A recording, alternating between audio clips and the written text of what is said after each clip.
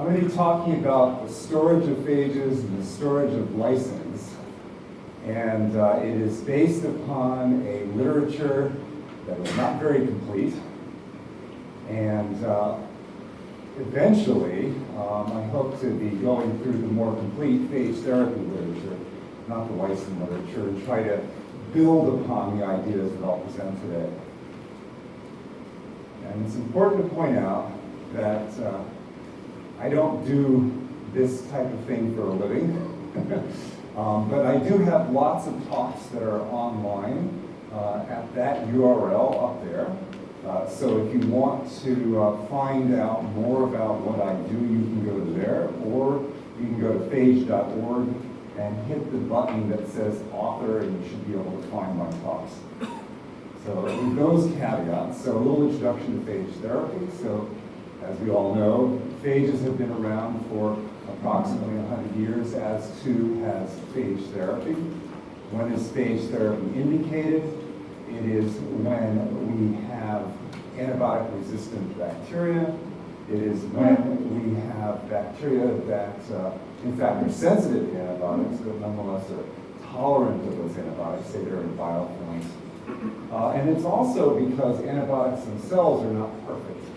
In fact, we have a number of problems that are associated with the use of antibiotics, and the one that I always like to talk about is how they can negatively impact the microbiome, leading to health problems down the road, or in fact, more acute health problems. This is actually a graph that has already been shown in this meeting. This is something I put together, I guess, early last spring. And eventually it will be published, but it's not out yet in a chapter for ASM. And it's basically looking at the use of the phrase phage therapy in the literature. And right now, it's this curve that's down here in the filled in circles. Basically, right now, the use of phage therapy in the literature is doubling at a rate of approximately every 4 years. So we're moving up here.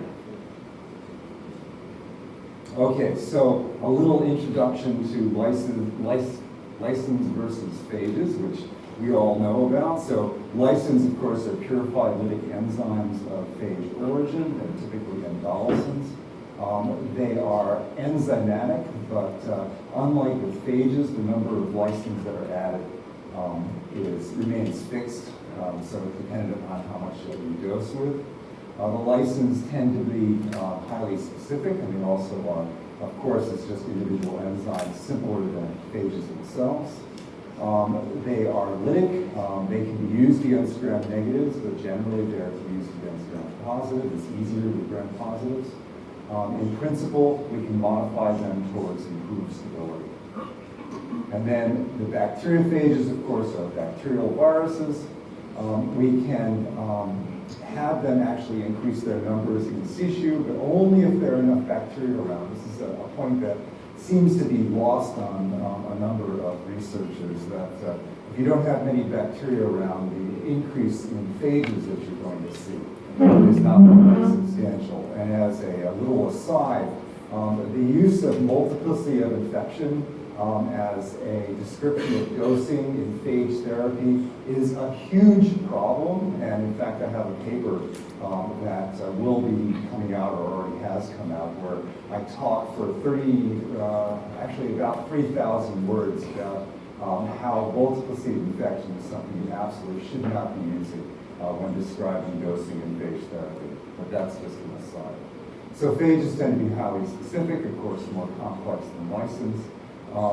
They typically are lytic, but there are ways of using phages that, in fact, are antibacterial but not lytic. Their activity is against gram-negative or gram-positive, depending upon the phages you use. They display fewer emergent properties than drugs, which means that typically phages will be safe to use. There are, of course, exceptions, such as when you have phages that are actually encoding exotoxins. And then phages can be highly stable, but their stability is going to vary with what isolate you're using. So this is just the outline of my talk. That was just the introduction. So first I'm going to talk about biologics, basically protein-based drugs, and what we can learn from them in terms of stability and storage. We're going to then move on to a little bit about license, which can add to that at least a little bit, that discussion. And then we'll be discussing the storage of phages. There's at least 3 literatures.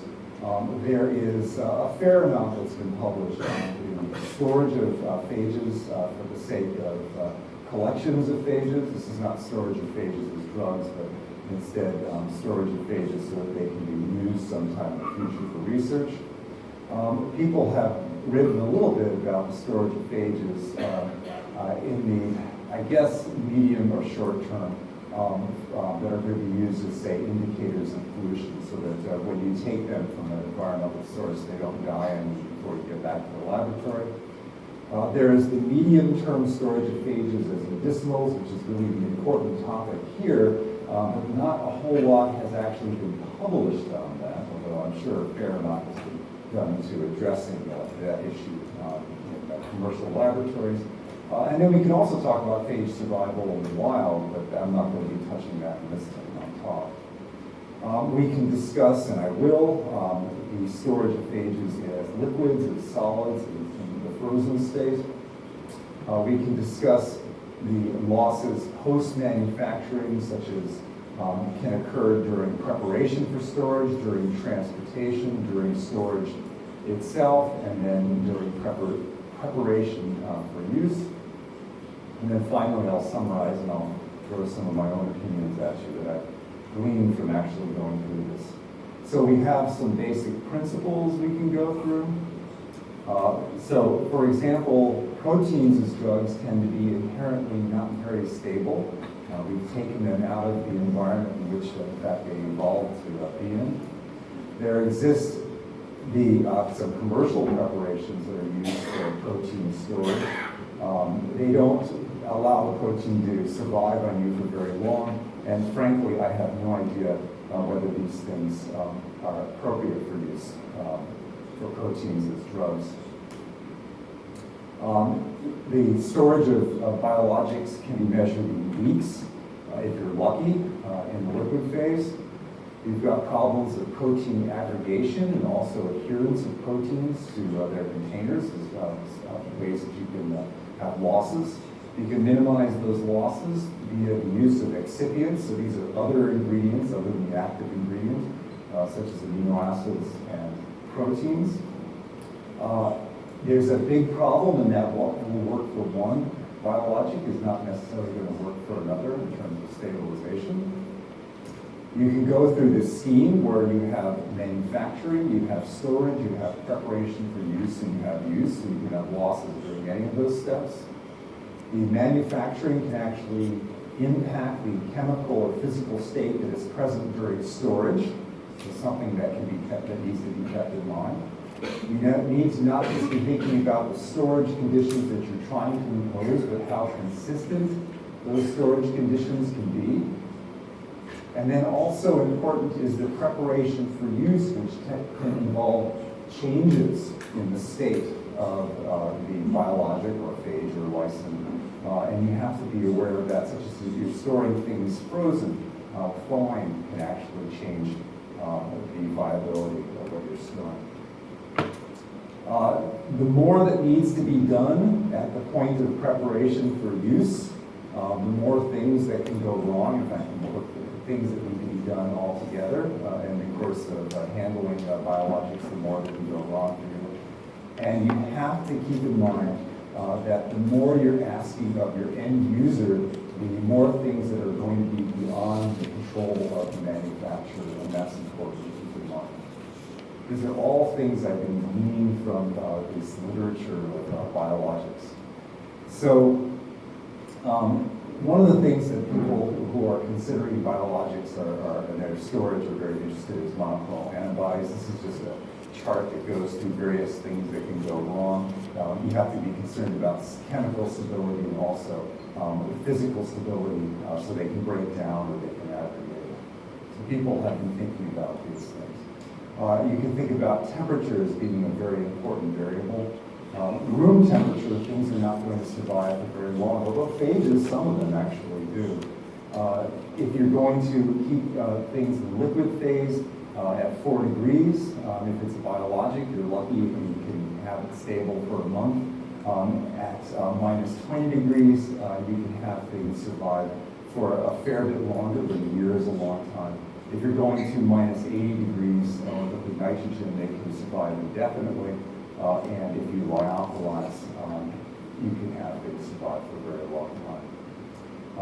So it's important also to determine the degree to which you lose activity when you're transitioning to these states, such as the frozen state. You can also, in terms of protein storage, have to be concerned about proteases, and this is just a list of various protease inhibitors. For the most part, these protease inhibitors are probably not all that important for phages, because phages have evolved to resist proteases to a large extent.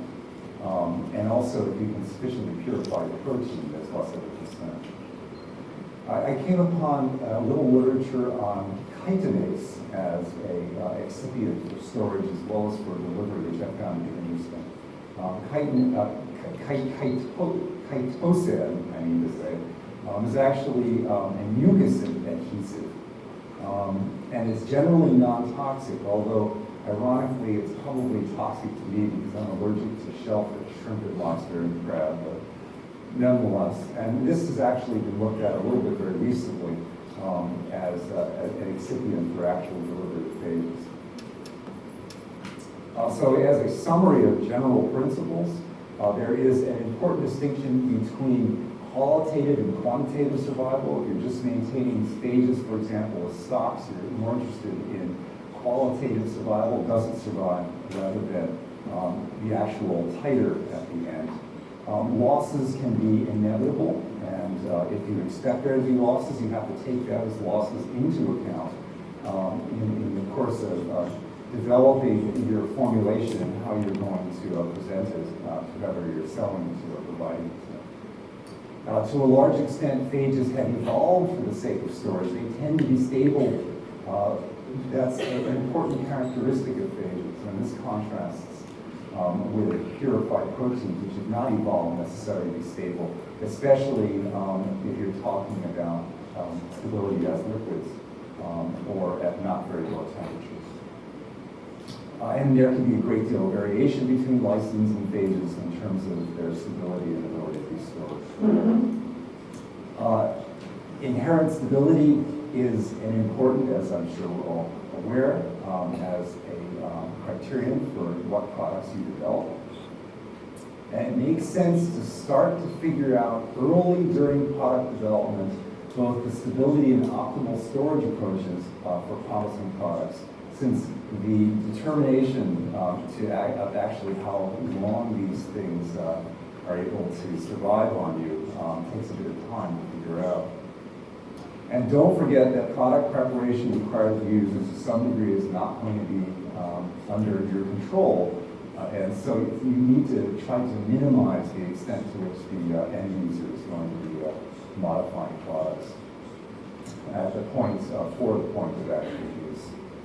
So this is just a slide that shows various degradative processes. These are things that can cause problems at the point of removal.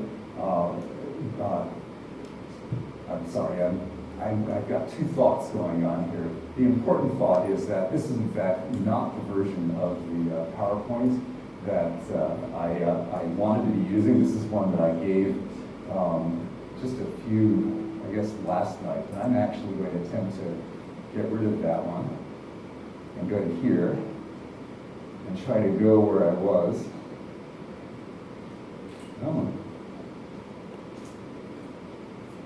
And then I'll feel much better about it.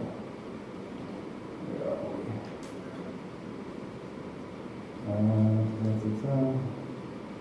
Is that right here? Yes. Okay. That actually might have worked.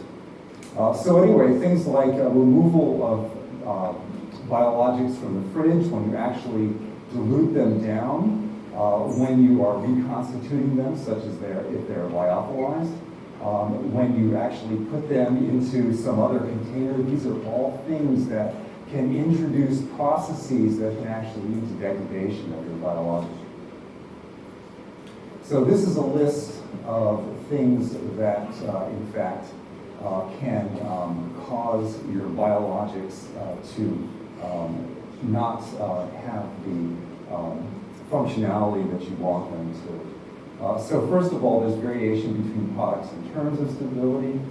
Different kinds of ions present can affect stability. Non-colloidal substances such as sugars and glycerol can affect stability. Colloidal substances such as proteins or, in fact, skim milk can be used as a way of stabilizing things, presumably because of the proteins that are in there, but also the sugars. pH is important, and it's important that it be, of course, buffered, but it also can change during processing. Temperature is important, and there are, of course, different temperatures, but it's also important to be concerned about whether temperature can vary over the course of storage. Vibrations that can occur during shipping can be important. Light exposure, as we've heard, can be very important. It tends to degrade phages, for example. The degree of desiccation is important. The storage density can be important. High levels of high densities can result in fact, aggregation. Different active ingredients can detrimentally interact with one another. You have potential contaminants, microbiological detergents, things that leach out of whatever you're holding the material in, or contaminants associated with excipients. Things can absorb to the interior of holding containers. If you're diluting, you've got to be concerned about problems that occur because of the dilution or what you're diluting into. The process of preparation by the end user can lead to problems. And then you have all sorts of problems that are associated with freezing, such as inhomogeneities, ice crystals, and the need for cryoprotectants. The processing skill of the end user is important. Shear forces can be important. And then also there can be post-delivery issues that can affect whether or not the product is functional for the user. In terms of license, this is just stuff because I wrote Dan Nelson and said help. First of all, they said there isn't much that you find in the literature in terms of license storage. They generally store license either at -20 or -80 in the lab, but that's not necessarily practical for non-medical, such as agricultural use. Freeze drying is something that can work, and this is particularly something that can be aided by the use of inert proteins as excipients. Various groups have looked at stabilizing the license in liquids. They tend to use thermostability as a surrogate marker for stability during storage. You can chemically modify the license. Surfactants may help to preserve the license. You can look for licenses that are inherently stable. You can engineer licenses so that they're more stable. This can be done by directed evolution, or it can be used by some kind of computational modeling approach. And generally, improving license stability and storability is something that is going to have to be considered, and it, in fact, will be as license become closer to being used commercially. And then we'll transition on to talking about phages, which I have to say is something that I care about more than license, simply because I'm a phage guy. So we consider phages as storage as the virions, or alternatively storage as phage-infected bacteria. We can consider crude lysates versus filtered lysates versus purified virions. We can consider storing phages in a desiccated form versus not desiccated, as liquids versus non-liquids. Non-liquids can be in the frozen state. In terms of temperature, room temperature is obviously the easiest thing to do, but not the most stable. 4 degrees requires the maintenance of a cold chain. For proteins at -20, at 4 degrees in liquid, you're only talking about a couple of weeks survival. For phages, of course, they can survive for a long time, reasonably up to a year or longer. One log drop in titer, however, should not be unexpected. -20, you have improvements on stability. but again, you need a cold chain, but it needs to be more robust, and there also are going to be freezing and thawing issues. Let's work backwards. At -80, you get higher stability, but that becomes quite impractical, except for stock storage. And the same is true, but then more so for liquid nitrogen, which is particularly impractical, except perhaps for stock storage. You can lyophilize, but it's more expensive than simply drying. And this is because you need to both freeze and develop a vacuum to lyophilize, freeze dry. You can also, or you can compare this to the use of spray dried powders versus freezing versus stored as liquids. The lyophilization can be effective for storing phages, but you have to have the right excipients. And the excipients in this case are product stabilizing ingredients. This Zert, or however one pronounces it, 1959, this is not a recent literature necessarily, had good luck using skim milk as an excipient. I'm not sure how practical that is for a drug. You might also use various sugars or glycerol. Gelatin has been used in not just for lyophilization, but also liquid storage. Of course, again, we have variability, so not all phages are equally lyophilizable, and you can expect for at least some phages a 1 log loss just from the lyophilization process. However, if you can get these things lyophilized and alive or still viable following lyophilization, you can retain storage for a long time, particularly if you keep your lyophilized ingredients at a cold temperature and isolated from oxygen. Freeze drying, however, can be more harmful to the phages than just freezing, and don't forget that the end user is going to have to reconstitute these things, and so problems can arise at that point. And this is from 1962, again, an old literature. This table is showing, if you look at it, that the results for different phages in terms of storage, survival and storage are quote-unquote all over the place. And you typically get better stability with freeze drying, but not always. Then there's freezing, and of course different temperatures. So you can expect anywhere from 10% to 100% survival just of the freezing process itself. The rate of freezing as well as the rate of thawing are important variables. When you are freezing and thawing, you can develop inhomogeneities within the solution that's containing the phages, and that can have an impact on their viability. For example, you can have localized changes in pH and osmolarity. This is basically as parts of the solution freeze and other parts remain in liquid, and all the salts basically go into the liquid portion. So the rates of freezing can be difficult to control in the factory when using large amounts, and also difficult to control prior to use, the rate of thawing. Slow thawing might protect from osmotic shock. It's important to be aware of what buffers are used and the use of cryoprotectants and what temperature you're using. 20% peptone seems to be something that is protective of phages. Glycerol seems to be effective, of course, as a cryoprotectant, but not necessarily appropriate if you're freeze drying.